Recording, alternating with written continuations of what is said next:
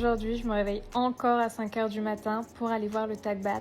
Tous les matins, les moines font la tournée de la ville pour récupérer à manger auprès des locaux. Il y a des moines qui passent dans la rue de mon hôtel, donc c'est moins passant que dans les grosses rues. Il y a beaucoup moins de touristes, donc ça c'est agréable.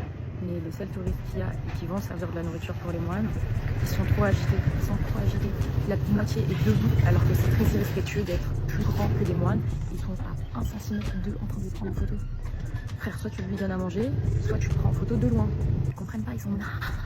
Genre, respecte en fait, c'est pas un jeu en fait, c'est eux, ils ont à manger. Donc ça c'est un peu genre l'attraction locale où c'est drôle de donner une poignée de riz à des moines, haha, je vais prendre une photo. Enfin. Très impressionnant de voir 200 moines défiler pour récupérer à manger. Mais s'il vous plaît, renseignez-vous avant pour savoir ce qui est respectueux ou pas. Comme il était tôt encore, j'ai fait un tour au marché du matin. Et ensuite, direction la cascade de Kwansi. J'ai payé un tuk-tuk pour moi toute seule et ça m'a coûté bien cher. Bon alors là, s'il y a des touristes vraiment, c'est que j'ai pas de chance parce que j'arrive vraiment à l'ouverture. Donc j'espère avoir la cascade pour moi.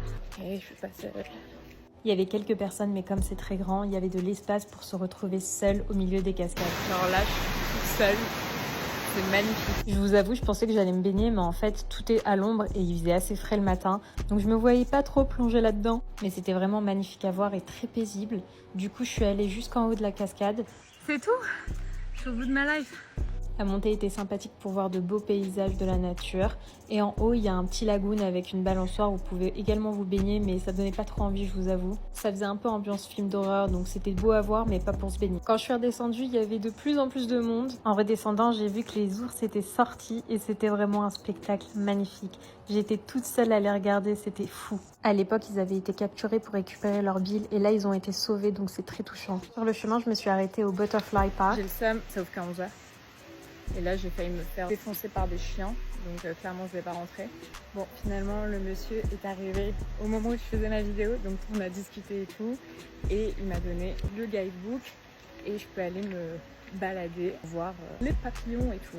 C'est la basse saison, donc il n'y a que 30 espèces au lieu de 80, mais c'était quand même très impressionnant à voir. J'ai même vu des chrysalides. C'était vraiment très paisible, j'étais toute seule encore une fois, donc j'ai vraiment profité. Et il y a un petit lagoon au fond qui est très apaisant. Donc j'ai fait une sieste de 15 minutes, j'ai chargé mon téléphone et maintenant on va aller déjeuner. Après 1 heure d'attente, j'ai mangé le Orlam. C'est au centre UXO qui montre comment le Laos a été le pays le plus bombardé durant la guerre d'Indochine. Les documentaires étaient très touchants.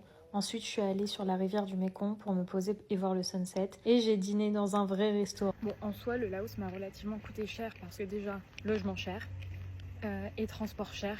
En fait, si vous n'avez pas de scooter, il n'y a pas énormément de taxis et les tuk-tuk, taxis, ils prennent cher. Ici, il vaut mieux avoir son propre moyen de locomotion, sinon c'est l'enfer. Allez, bonne nuit.